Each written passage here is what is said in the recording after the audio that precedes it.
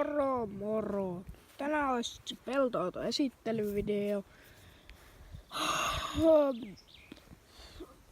Turhaa taas nyt höpötellään sen enempää.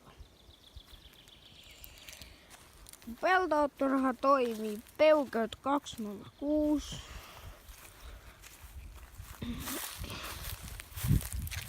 Saattaa 9 heppaa ja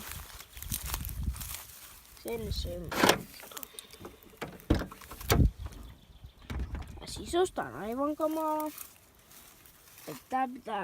Tästä lähtee penkit, paitsi kuskin penkki, tai kaikki penkit lähtee, paitsi just mitä mä selitän. Siis kaikki penkit lähtee. Kaikki ovenpielot ja muutkin. Turha muovia muu lähtee pois. Tästä on tulossa semmonen ralliauton tapainen. Mutta juu. Tässä on tää etupenkit ja muut. Manuaalivaihteinen. Radio puuttuu. Tupakan sitkäri ei toimi.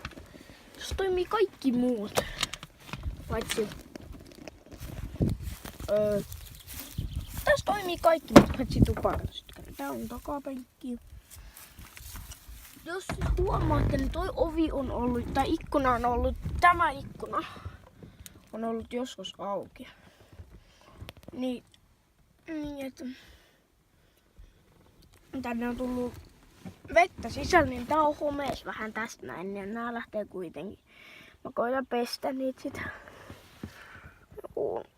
Tää on tämmöstä kamalaa sisätuloa. Renkaat tullaan vaihtaa. Ne on tommoset kauheet.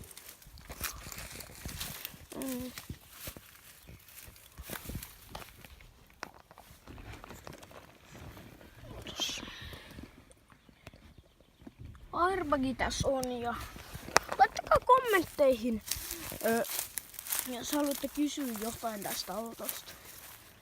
Tuskin kukaan haluaa kysyä mitään, mutta jos nyt tulee jotain mieleen, mitä vois kysyä multa, niin mä tuun vastaan niihin kysymyksiin.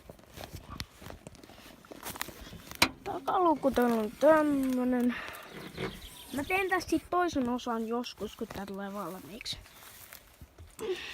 Joo. Hei, kun tää video on ollut tässä, niin ensi kerralla nähdään, moro!